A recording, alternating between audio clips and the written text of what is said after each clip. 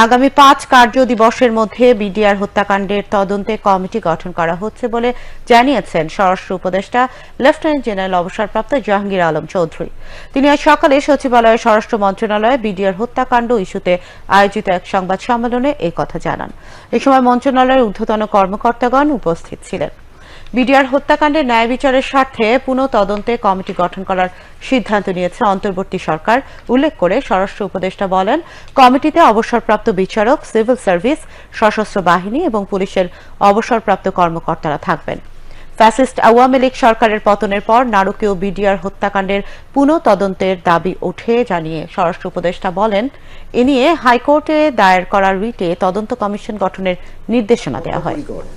BDR হত্যাকাণ্ডে ন্যায় বিচার নিশ্চিতকরণের জন্য আগামী 5 কার্য দিবসের মধ্যেই একটি তদন্ত কমিটি গঠন করা হবে। এই কমিটিতে থাকবেন অবসরপ্রাপ্ত বিচারক, সিভিল সার্ভিস, সশস্ত্র বাহিনী ও পুলিশের অবসরপ্রাপ্তদের নিয়ে গঠিত করা হয়েছে।